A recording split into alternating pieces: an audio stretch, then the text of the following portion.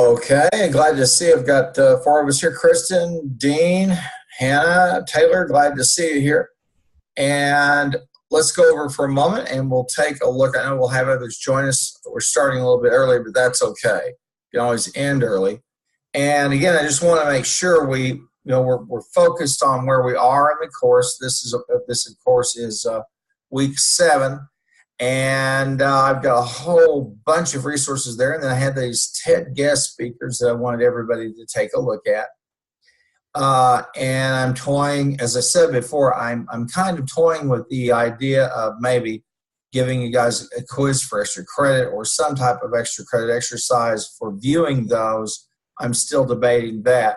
Now, next week obviously is fall free days, and that's and of course we meet on the 10th and the 17th, and I have two assignments there for you, that interactive session number 5 and then Loudon chapter 11, that exam. Both are due on the 17th, and then some more resources there, and another set of TED guest lectures to take a look at. I want to go back for just a moment and make sure that we're in good shape in terms of understanding what I'm after. Now, let me pause for a moment and speak about how instructors tend to handle this course and how I do it. MIS is an overview of everything that happens IT or information systems related in a company. And you've seen as we've come out of, we've talked about the challenges of enterprise computing. And then we talk about some of these more specific kinds of problems, and that issue of the business problem being worked on through the technology, the organization, and the management to affect a business solution, that virtuous cycle that we see at the start of each chapter. And there are some instructors who will utilize these MDPs, the management decision problems, or the interactive sessions as a means to have a case study environment. And I'm okay with that to a certain extent. There's much of this in this course that really, and this is no fault of your own or of mine, it's just simply vocabulary. And if you've worked at those levels, it makes sense. And so in some ways, the course is jumping way ahead down the road, but we're asked to provide, our accreditors want us to offer an MIS course, and MIS courses by the large tend to assume that you're really going to have these kinds of policy debates among students and that type of approach. And I think that's got some real value. But on the other hand, I think just simply the first place for you to start is analyzing the cases. And so I've given you some pretty explicit instructions, and I've used some assignments that have very explicit instructions, so you'll do the most important thing this course can do for you, and that is for you to be able to see a problem, okay, and to link it back to some theory or some concept in the course or in the text. And that's why you'll hear every time I grade your work, I talk about that issue of linking the theory to the practice. And the reason being is that there really are no secrets in MIS. There really aren't. The only secret is, what does the future hold in terms of applications? What does the future hold in terms of this thing now people calling a data lake as opposed to a cloud? A data lake where you have all types of information out there. And how will things change when objects start to do computing? When sensors that are embedded start to flow data in. And if you look at any product, any industry, these changes are going to be extraordinary. Now, the folks who really are in a who there are some types of firms, excuse me, for whom this era that we're entering really offers them enormous opportunities they never had. And these are particularly going to be folks like financial institutions who will be able and do now handle accounts on a global basis. The only issue becomes at times is the regulations that you have there in a given country, or the safety that you have that you feel in a given country, and so for those industries, this is a really gold. This time is gold. For some industries like high-end manufacturers, and that's going to run everything from people who make aircraft carriers and airplanes to people who make precision surgical instruments, to people who make drill bits for oil, folks who manufacture non-invasive medical devices like MRIs, X-rays, all of those. For them, this is a fantastic time because the ability to amplify that technology really, and to see what's happening in some other sectors, and but more importantly, to share it.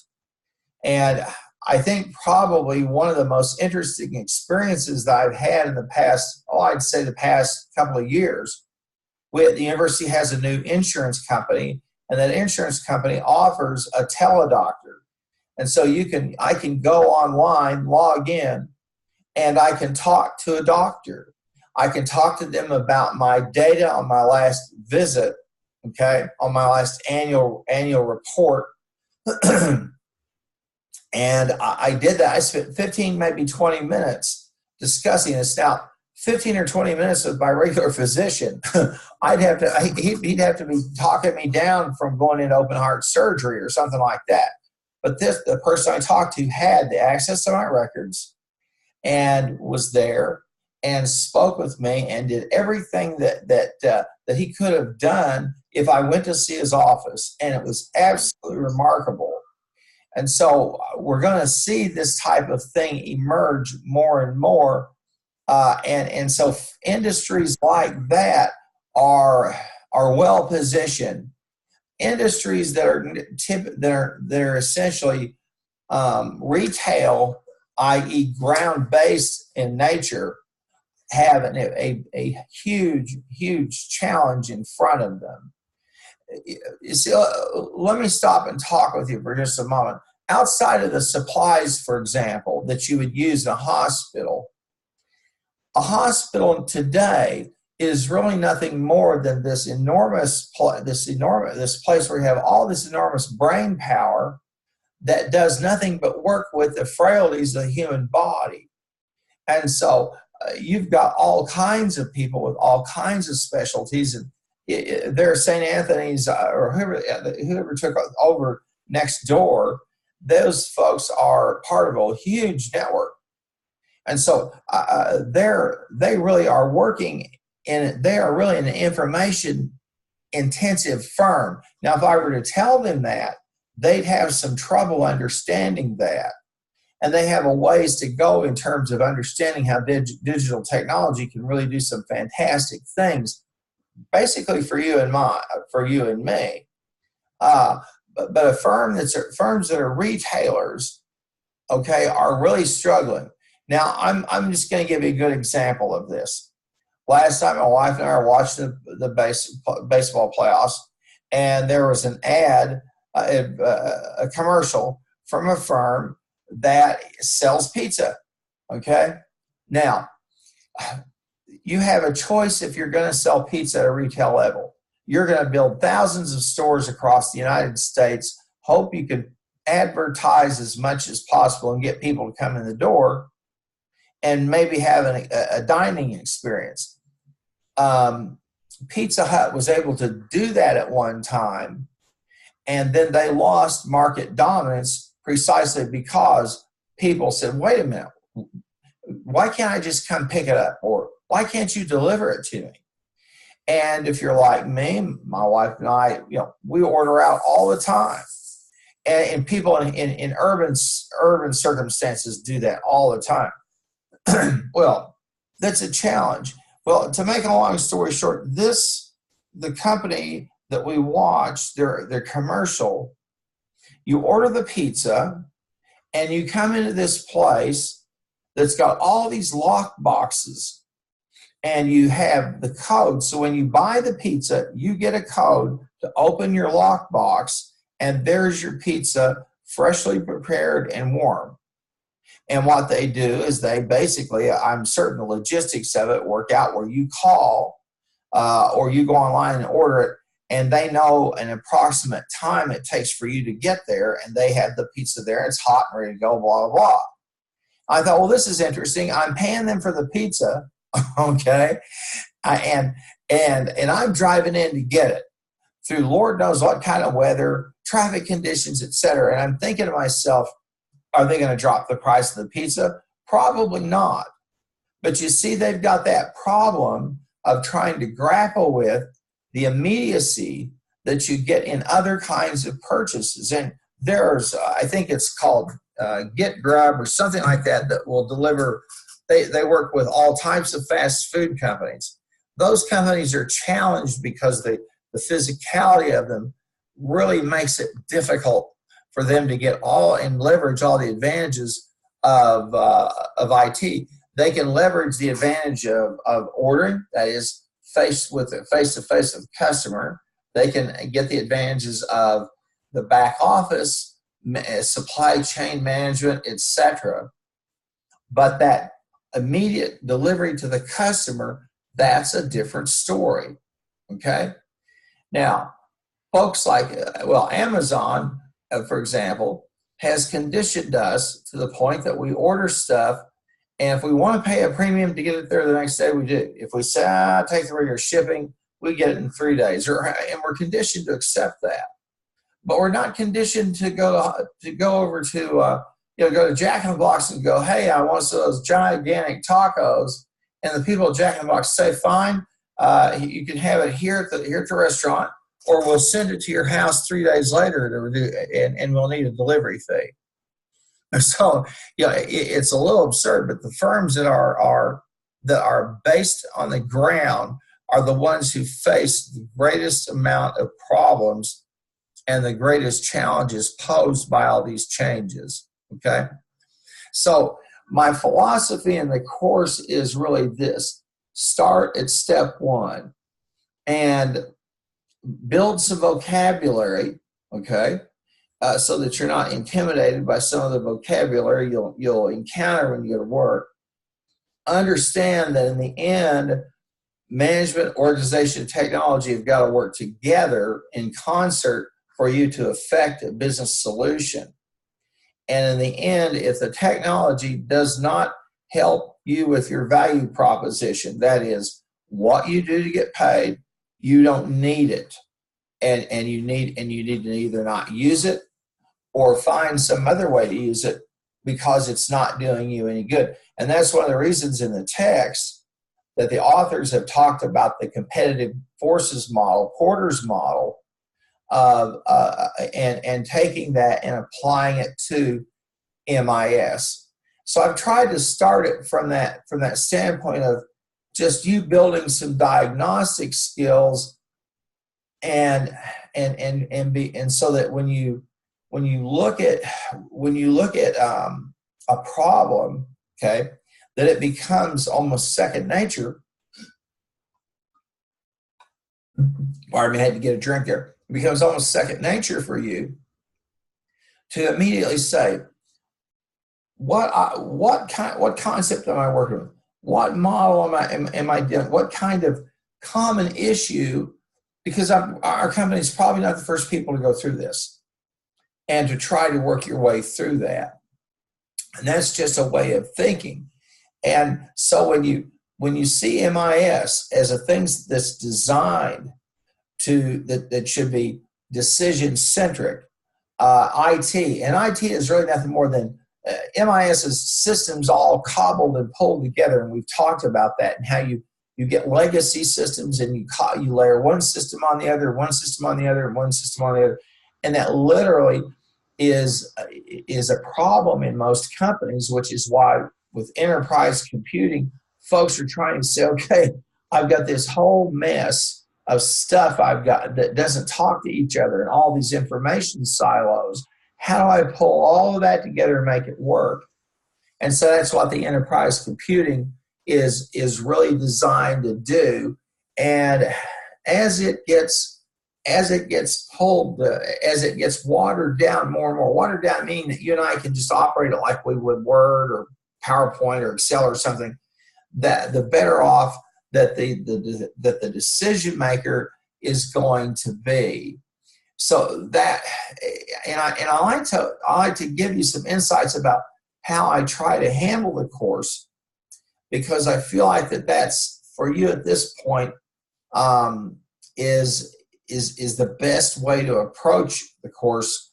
And again, to focus on that theory to practice linkage, looking for it, and the other is just vocabulary building, so that when someone comes and speaks with you about your intranet, you understand that's the network within your company. You're not talking about the internet, and so there's some whole different kinds of things. Or if someone comes to you and says, we need to purchase a new virtual private network, you understand what one of those are and what they can and cannot do for you. So it's some interesting stuff. Now, the authors do a good job of trying to emphasize at the start of each chapter, here's that model, and you know, the management, organization, technology, and the problems that you're trying to solve, and a business solution, and then monitoring that and seeing, and that virtuous cycle. And again, that's for you to have a way to take a lot of that jumbled reality and put it together. Now, you and I fortunately live in a country where IT and computer science and management information systems have been around for quite a while. That's the good news. So we know how they operate, or how they ought to operate. The bad news is technology changes. We cobble one thing on top. We put one thing on top of another. It's a lot like the electrical grid. If you drive through town next time, when you go through the older parts of town, here's what you're going to find. You're going to see a bunch of cables and a bunch of telephone poles. And you might see some little green things implanted in the ground every now and then where there's a cable. If you go to a new neighborhood, you're not going to see anything except buried cable, for a simple reason. It's a lot easier and cheaper for them to bury cable and then deal with it than to have stuff hanging out there in the elements where it all gets destroyed. But that's how things have worked out, because we started with telegraph wires, we went to telephone wires, we started adding cable, and now we've got high-speed internet, we've got DSL, all these things all layered in together. And so that's just one of those examples of how we kind of cobble things on top of each other. And another one would be, for example, there at the school. At OBU, we have a VoIP, that's a voice over internet phone. Our phone system is run over the internet, and we have a server that handles everything. But my phone is, for all intents and purposes, I would say a desktop it's a desktop.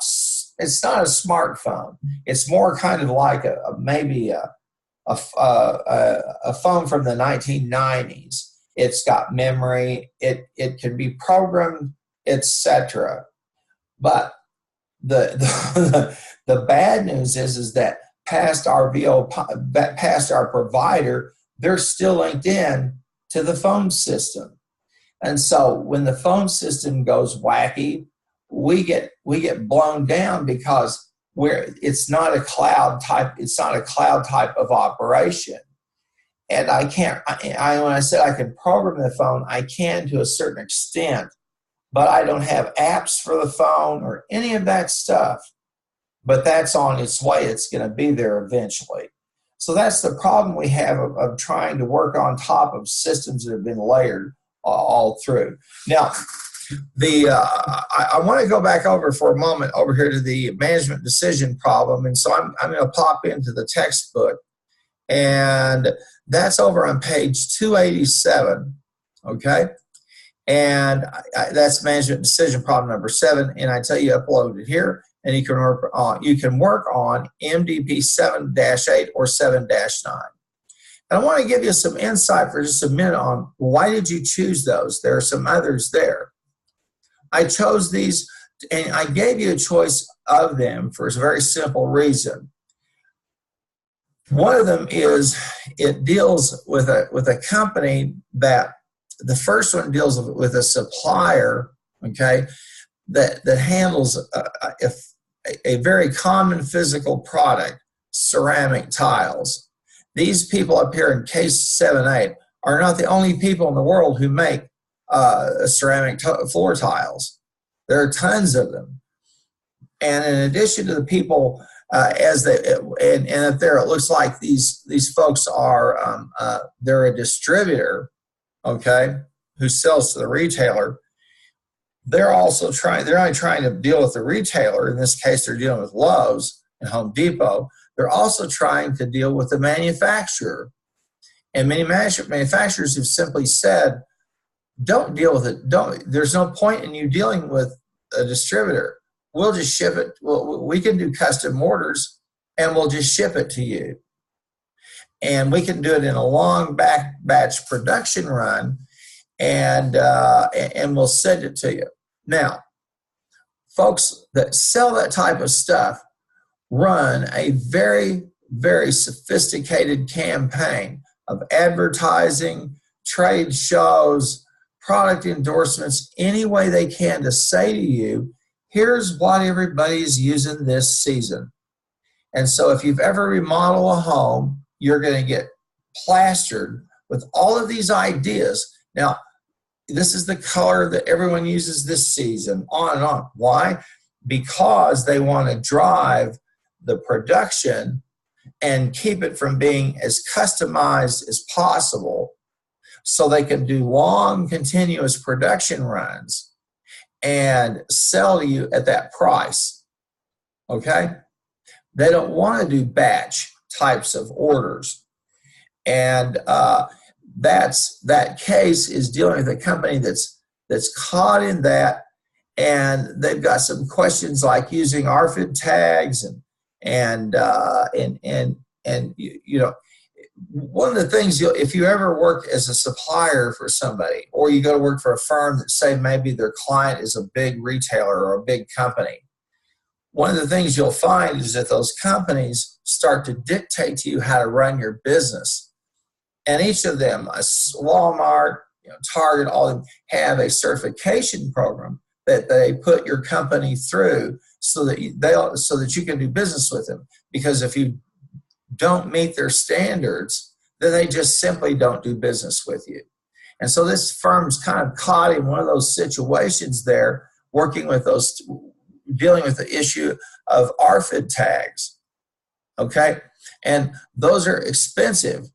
Radio frequency ID tags are far more expensive than barcodes, but they have some greater capabilities, all right?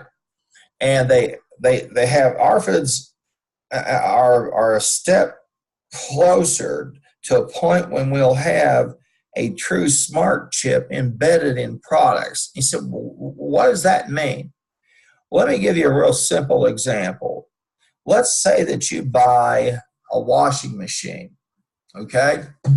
And you have a smart chip embedded in that machine.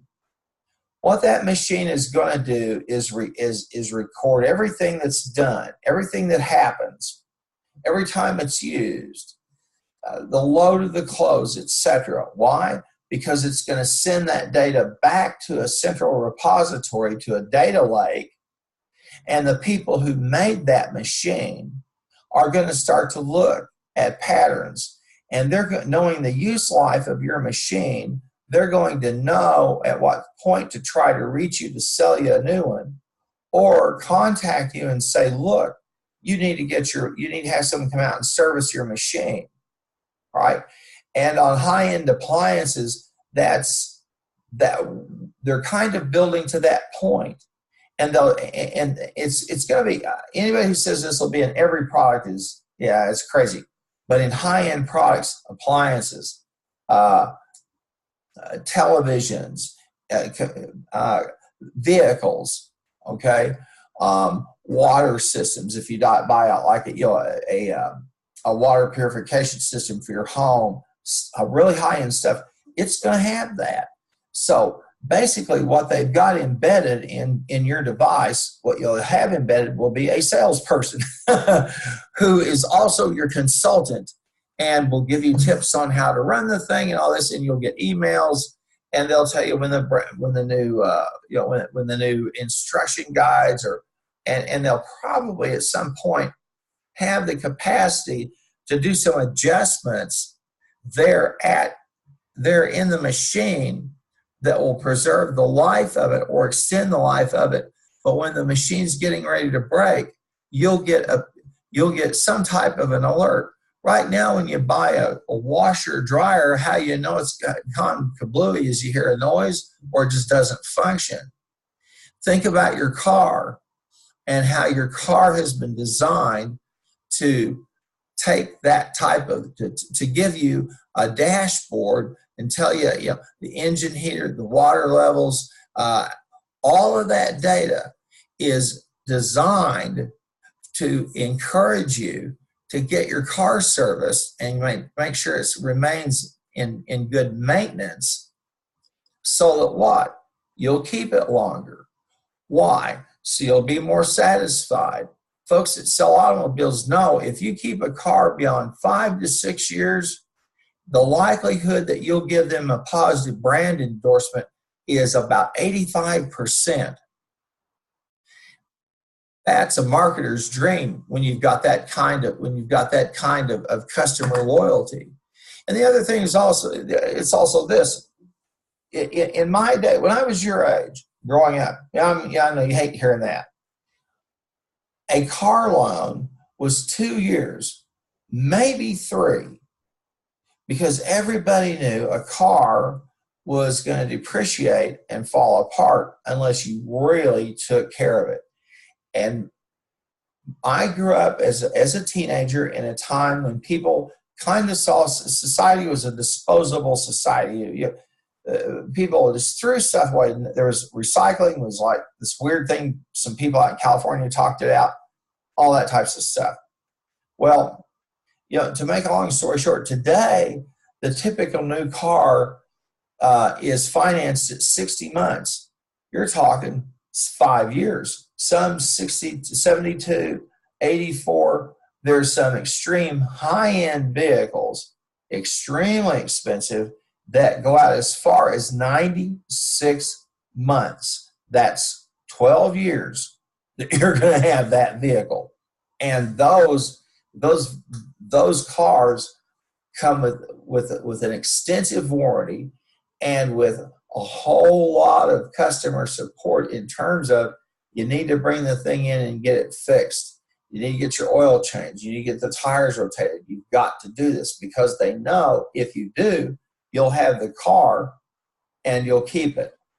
And you'll keep it as long enough till you can trade it in and you get a positive return on it, and you'll be a loyal customer. So this whole type of this case has embedded in it a lot of those kinds of issues when we deal with physical products. The second case, and the reason I gave you the choice, is the second one are folks who are selling high-end equipment, surgical, medical and surgical products. And when I say high-end equipment, that's exactly what I mean. Surgical products are precision-based to do most of the time to do one thing in an operation. Only one thing. When you're operated on, they don't go in there and take a butcher knife and hack you open. I mean, they have a whole series of tables now of surgical instruments, and it's gotten so complex that surgical nurses who assist the doctor are paid almost as much as the doctor because, well, they're kind of like they're kind of like they suggest which club to use on the green. And they'll say, okay, well, this is what you need to use this here for. Now, the surgeon has the degree in medicine, and the surgeon also has the eyes and the hands and the artistry to go in and pluck organs out of your body and not kill you, or to do any one of the things they do with surgery. So these folks make that type of equipment, and it's expensive, it's high end, and so they're talking about their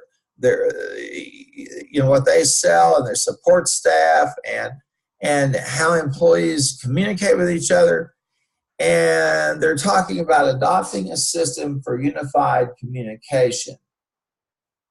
And given the nature of who they serve, high-end product with customers that can afford to be very picky, they've got to be able to communicate, and to communicate in a sense as one voice or one face to their company. They're not going to be happy about being sent to 3 different departments to get information.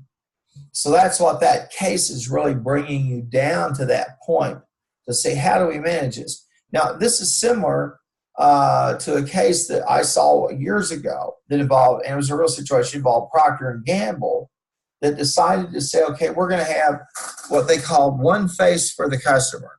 And so if you were a particular customer of Procter & Gamble, okay, then it was simple. You had your own rep, and you had a team of people who worked to serve you. You didn't get sent from place to place, or phone call to phone call. You had someone you called, they got things done, they got them fixed. So this united communications is good technology, but the key to this case is if you've really been thinking through the course, you're gonna say, okay, well, we've got the technology there, but what kinds of management changes are we going to have to make, and what kinds of organizational changes are we going to have to make to use the technology that unifies us? Okay, and that's the part that you're going to probably find some things to think about and look at and talk about. Okay, now there is a second, and that's the interactive session number 4 on pages 92 to 93. So I'm going to go back over here for a minute, and I'm going to search through the book, and I'm going to look for page 92. And let's see if it's going to give me some nice answer. There we go. There's page 92. All right, this is the interactive session, and it goes from 92 to 93. There's the text. And you come down to these concluding remarks, and here's some sources. What never ceases to amaze me is I don't see anybody ever use these sources. I'm looking at some things called sources, some additional readings, some additional information that you can take a look at. Well, what can I say? Okay. And then you have the case study organization, the case study questions that can really drive things. Now, one of the great challenges that we face as a business school is problem number 1, or question number 1. How do we bring you to a point where at age 19, 20, or 21, you're thinking like a business owner? You're thinking at an enterprise scale. How do we do that? How do you get there? How do we get you there? Or how do you help us get you there? However, whatever phrase or turn of the tongue you want to use. And you say, well, what do you mean? when we talk about organizations becoming flat, that means that you're going to have a smaller and smaller number of people in middle management jobs, which means when you get hired by somebody, they're going to expect you to hit the ground running pretty quickly. 3 months, 6 months, and if it's 6 months to a year and you're still not up to speed, you're going to be looking for a job. Companies have done this to cut costs. They've done this to get decisions made at the operation level, filtered back up to the board and the owner level quicker and faster. So you don't have this tremendous filtering of information that occurred 20, 25 years ago when you had these massive companies and you had one person who might have, a person who had 50 people report to them. Those 50 had 250 or 400 or 500 and on and on. So you have to come out ready to be ready to be operating at full steam within 6 months to a year, meaning you understand the company, you understand its competition, you understand the environment you're working in, okay? And you can work with technology, and you can easily adopt a new, if you have to, you can easily adapt to a new piece of software that they bring in, and you understand the value of having a system that works. That's the world you're in. 20, 25 years ago, we could shove you out the door and say, well, corporate training and HR will take care of the rest of the stuff we didn't cover. And that's no longer the case because companies don't want to pay for that. They want you coming out the door ready to go. So that's one of those great challenges that's been created with flat organizations. Now, and they talk about the ability to eliminate middle management positions. It's pretty simple, okay? You just eliminate the position and you share the information on a wider scale.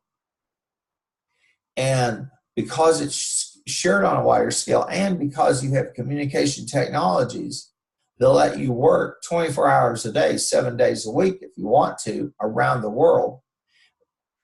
It's easy to get rid of people. And you don't need to have someone who has all these folks who report to them. That's just the information technologies has made it possible. Now, and you've probably heard me tell the story before, and I'll tell it again. Back in high school, I went to my vocational guidance counselor.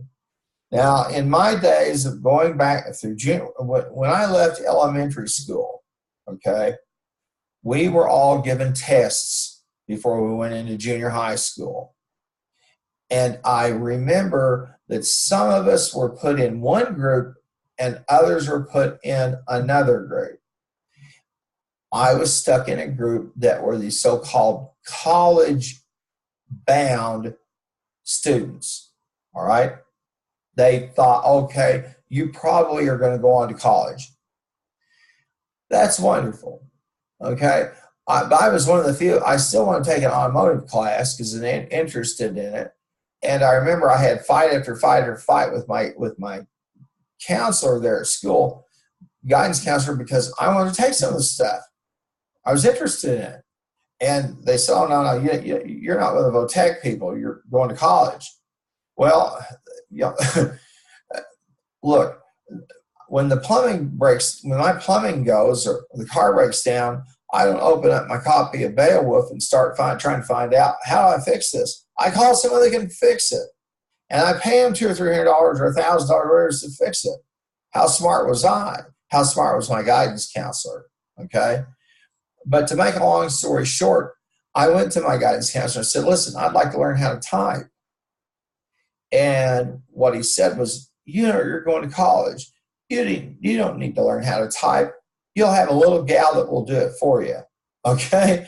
Now, ladies, I understand you are cringing having heard that, but that was then. Okay. And I thought, okay, you know what? I've never found her. She's somewhere out there, that little typist that I was going to have. And so today I torture everybody who's around me when I hunt and peck and try to, and I have people who come in and say, "Why didn't you learn how to type?" Well, no, somebody didn't let me because they thought I didn't need to do that. That they never foresaw a day and time when I'm my own receptionist, I'm my own secretary, I'm my own scheduler, I do all that stuff for myself. Well, so you can see there's a lot buried there in in those case study questions. So I wanted to take some time and talk with you about why I chose it. I chose it because it talks about, can technology replace managers?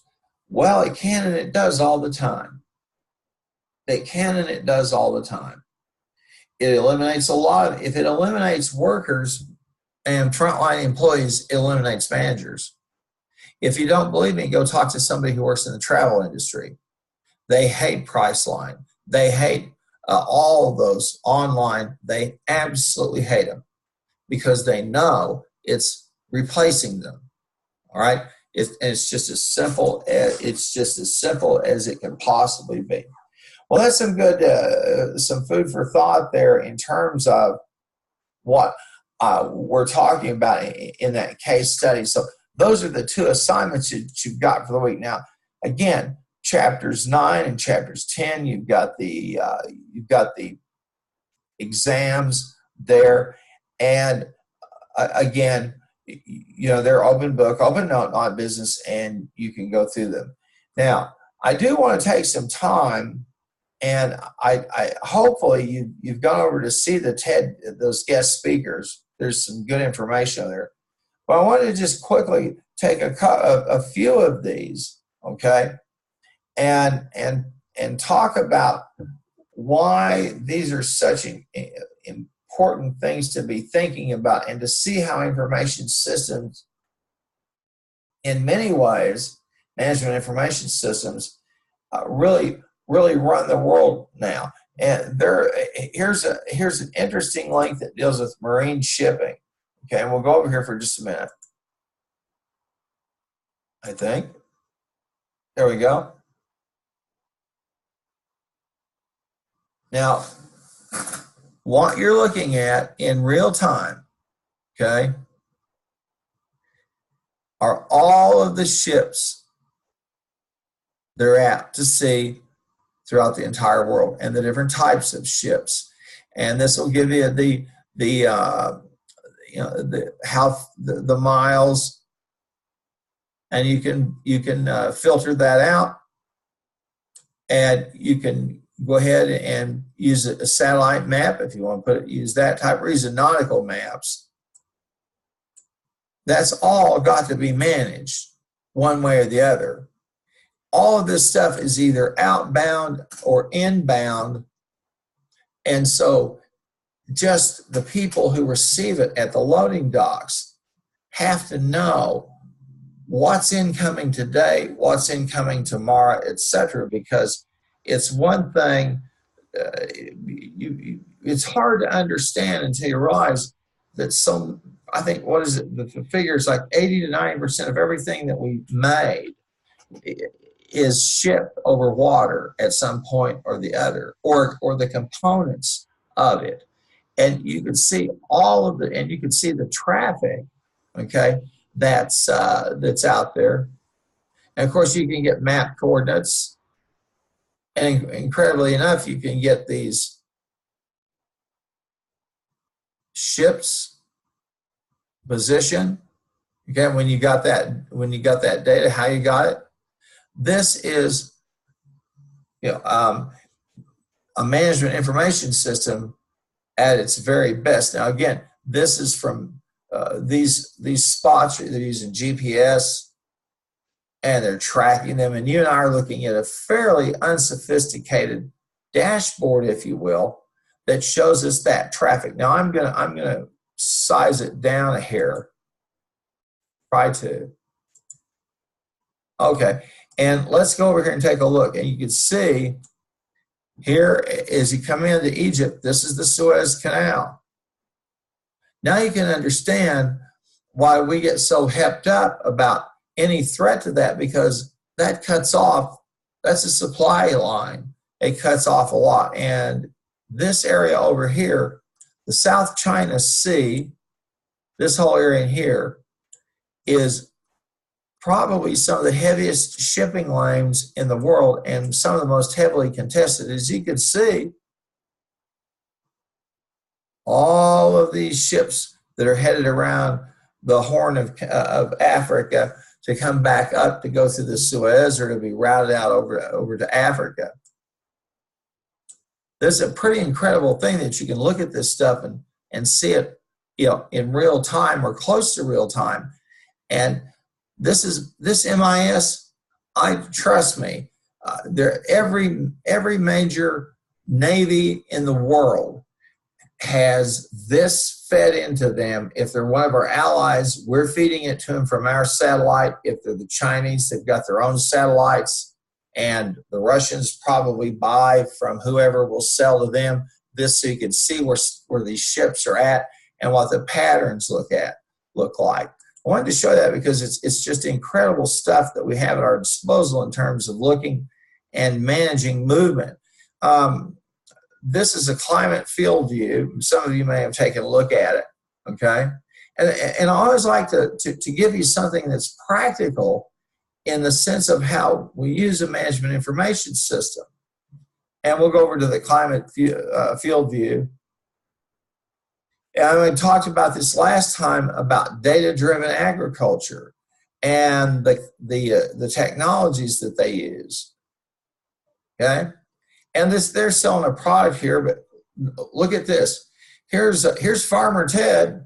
Farmer Ted's got a pretty sophisticated computer there. And Farmer Ted's using sensors and drones and aerial shots to figure out how the crop's doing.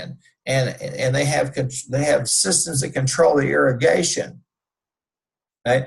So here's one of these where you'd say, wow, I never really thought about the fact that MIS has such a vital role. Got a few of these other ones, and I always like to tell you, listen, if you sit there and you go, big deal, I'm not sure, I don't know what you need to be doing with your life.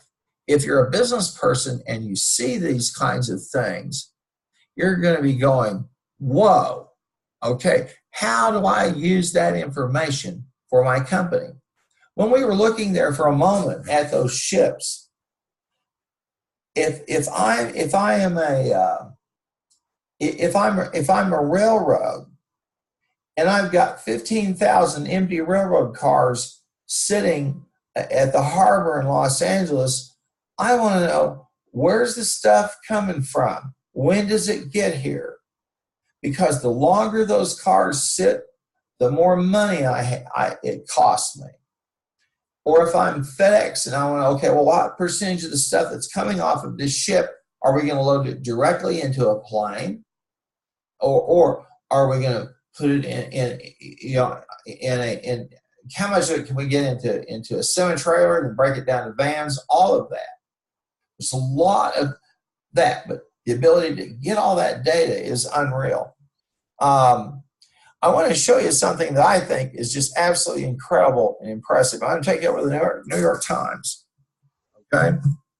Now, if you want to know the value of MIS, I can assure you that when it's hurricane season, or you're trying to understand what's happening with a hurricane, you want it because that MIS will save people's lives. Okay. Now, here is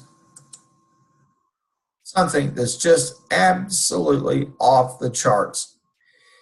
When you and I dial over here and we look and we see, okay, well, here's the storm's path and here's where we think it'll be at this time of day, etc.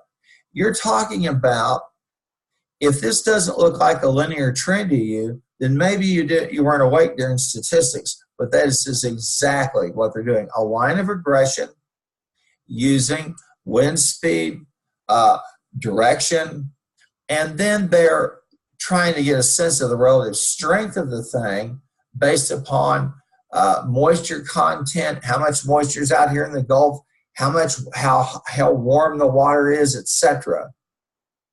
And I would bet you anything that if they're 10 miles off, they'll be 10 miles off one way or the other which is an unbelievable, incredibly, just a miraculous ability to pinpoint where the thing's going to land. Because if you know that, then you know where to put all the first responders. So if you're FEMA and you're overseeing this, this is an absolute godsend. We didn't have this 20 years ago. And because we didn't have it 20 or 30 years ago, people died because we didn't know where to put the first responders. And often what would happen is folks would rush down and they would take some guesstimates on how big the storm would be or the extent or its sweep. And then the people who were there to rescue people, they themselves got caught up. So I can guarantee you, if you look at this right here, and I'm going to move us back out for just a minute so we can see it. This is a good use of an MIS, and you can see if I have first responders in every major city, I've got people here, and I certainly have somebody in Nashville as a triage spot or as a gathering spot to start distributing people here. Because I'm far away, I'm far enough away, I'm out of the picture. We didn't have this 20 years ago. And the casual person who looks in here and sees it doesn't understand that underneath all of this map are trillions of data points worked on by people at the National Weather Center down there in Oklahoma City, folks down in Florida, the military and the National Ocean, NOAA, the National Ocean and Atmospheric Agency that sent planes, people riding in airplanes into the hurricane to send out drones to collect information. Here, we're just now starting to see people use those types of devices to get inside of a storm and get data, and so that we can have a sense of how strong the storm is. And all of those people, thousands of people working to produce that map so we know, have a good idea where it's going to land. Now, right now, it's about 2 o'clock, our time central, and so you're talking here 2 p.m. maybe, that'd be 1 p.m. our time. So they've been in the mix of it right there for the past 2 hours. Okay, and so you can see the swath, how long this will be, but this is nothing more than a regression line. Okay, and a forecast.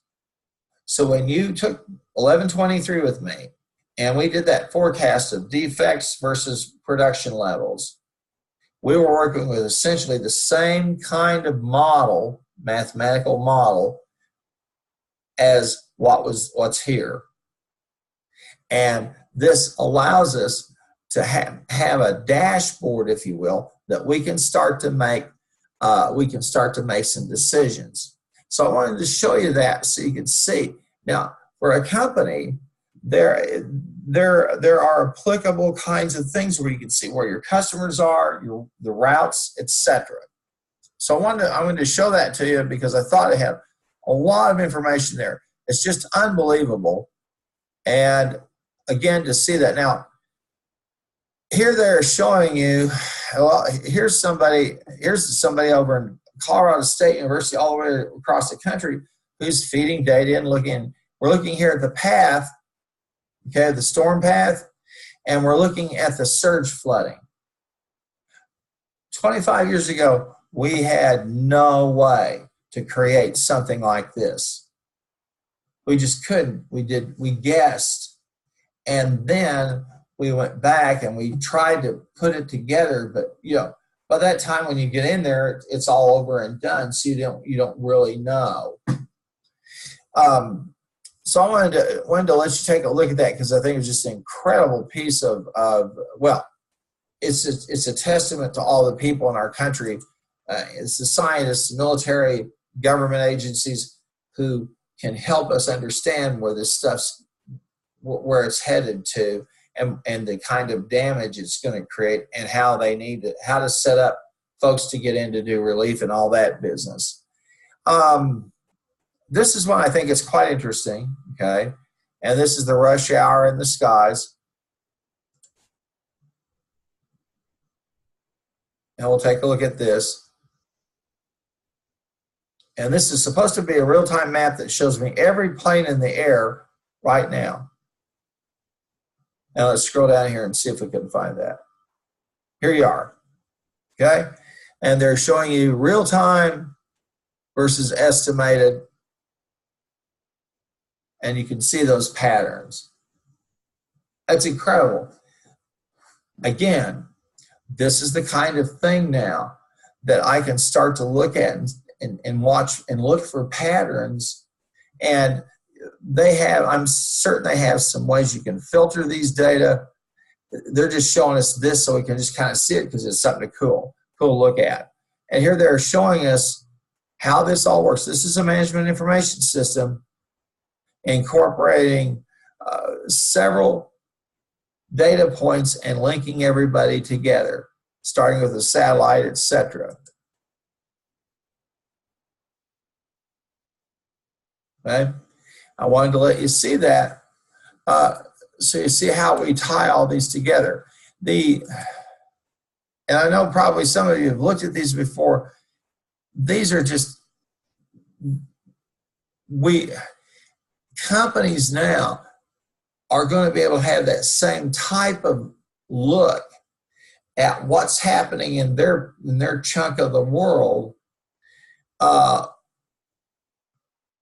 It's just a matter of time as it gets more dumbed down and less expensive to be able to see how supply chains are stretched out, or how customers are distributed at the customer levels of customers at all of your stores.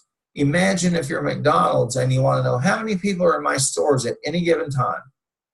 Boy, is that some important insights? Yes, it is. So there's some nice things here. This I thought was really timely, the hurricane remote sensing. And now we're putting sensors out in the middle of the ocean, okay, as well as trying to utilize satellite technologies to find images. And so they've got some time-lapse imagery here of Hurricane Andrew. And I'm going to try to see if we can get that to fire up a little bit. Well, I'll have to work on that one. My apologies. But you can probably find something very similar out there. Again, things like smart cities. And this, I think, is interesting. Digital life in 2025, where will we be in 10 years? So all of these different systems enable us to make some decisions and to see things at the macro level. Okay, and it's, who knows where it will all head. So I chose these two cases to show you two different companies. One that's dealing with an issue of an advanced technology and whether or not it really will work for them. And the second that has a technology, this unified voice, this unified communications technology. But the question is, do they have the company culture, and can they organizationally handle it? And is management going to really take advantage of it and use it? One of the most interesting things about MIS is that most of the systems are used at only about 30% of capacity. That is, at about 30% of the information they can produce. So we pay for this stuff, and we only get a third of the use out of it. And that's one of the reasons why it's important for us to have people out there, managers, who say, what else can I get from this piece of software, or this database, or this warehouse system that I'm using, or this unified telecommunications system I'm using? How do I get more and more out of it so that it makes things more productive? Well, I do have some TED guest speakers for you, and those are required. I've got some interesting articles. I got you some interesting resources here about streaming, okay? And that's one of those issues this is one of those issues where technology is driving industry. If you study the history of business, which unfortunately we don't make you take a history of business, but you'd see so much more. And if you get a chance to take a course like that, do so or get a book. But if you take the United States, if you take the major infrastructures that have been created, and that starts with riverways and canals where we moved people and things, okay? And then the next step was the railroad. And then the next step was the highway. And then, along with those kinds of movement kinds of technologies, okay, we had these technologies of electrification and how that changed the entire world.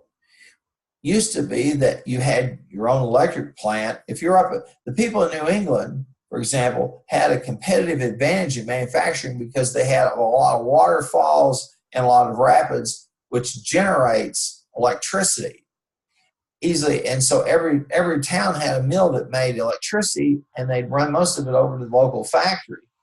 But then, as the country literally got wired, then all those bets were off, and then the competitive advantage became something else. And now it's the internet, and the speed with which you can transmit and receive data is again, we're in one of those periods where a lot of people will be left behind, and a few people will get ahead because they understand that issue. And MIS is predicated and based on the notion I've got a place to store a bunch of data. I've got software and applications that can tie together all of these data silos I have and pull it together and make sense of it for me. And that really, and you say, well, you say this every chapter. Well, yeah, and you see some different ramifications of it. And here, I think in chapter 10, you covered e-commerce, all right? And you might, if you were listening a while ago, you might have heard you heard some people yell at me and my doorbell rang. Guess who? UPS. They brought some stuff I ordered. And hey, it's sitting out there after class. I'll go get it. They had it here on time. I watched it. I tracked it. I know some of you probably track your packages too. So again, this study of this issue of streaming is really going to change the entertainment. Is going to change the entertainment industry in ways we cannot even imagine. It was the same as television. People just had no idea. Now this may freak you out. It may not. I remember as a little boy, very faintly, that the first television sets came to Oklahoma City, and they were downtown in a couple of electronics stores. People, and they had this TV, and they had it in the store. They had it in the window, and people were walking by, and it was like, it's a miracle. It's a TV. Hey, you watch stuff on your phone now. You laugh at all that. In that day, people, and you'd see a crowd of people. And if there was a sporting event or something, you'd see a crowd of people at these places. Then I remember the next iteration of that was when people started getting color TVs. And having color TV was, oh my, I've got a color TV. And again, that changed that industry. And so the streaming, the technology is driving much of what goes on. And I remember I read an interview. It was with Conan O'Brien, who is on late night. Some of you may have never even watched him. I don't know. If you even watch those shows like Conan, or I think there's the guy from ABC. I can't remember his name. Then there's of course Jimmy Fallon. But Conan O'Brien was saying because of the internet, because of YouTube, because people want 2-minute snippets, his show is designed to be able to take moments out of it that he thinks are funny or will draw eyeballs or will go viral and chunk it onto ABC's website, onto TBS's website, and try to get it also on YouTube. Why? So he'll draw viewers. And the folks in the television industry are talking about how do we look at the metrics? What new metrics do we need to gauge how many people really see something? Okay, and we've come to an interesting point, and we kind of where I haven't started. I'm going to kind of say I think I've badgered you enough, and you're probably nodding your head in agreement. We have come to a point now where there are more people who access media via the internet than they do using cable or traditional broadcasting technologies. Okay, and that's a big change, and it offers opportunities of all kinds to all people because it's not that hard. Now, you and I both know that if somebody can do something stupid with their cat and it goes viral, and you got 1 million viewers. Well, at a certain point, you guys have these now. You have these people who are YouTube stars, okay? And the YouTube stars, I started doing it in the backyard. It's not that hard to start up your own channel on YouTube. You just decide to have a channel. Then you start broadcasting. And so that it's going to be interesting to see how all of that changes everything.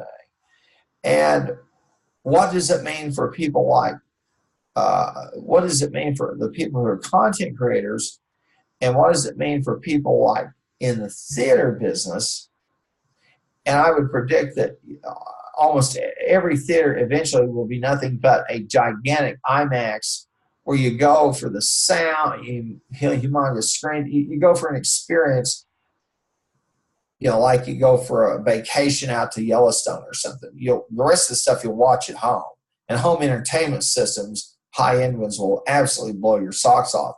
That's why if you go to the Parade of Homes or something like my wife and I do, you'll see everybody's got an entertainment room. We saw one house, the entertainment room was as big as our house. I'm going, this is unreal. It wasn't one big viewing thing. It was 4 of them. And then billiards table in the middle, and it had a bowling alley. I swear, I thought, man, this would be a place to cocoon if I could afford to do it. And I asked them, could I take out a 500-year note on this place? And they weren't buying it. Well, that being said, let me stop and ask, does anybody have a question I could try to answer for you?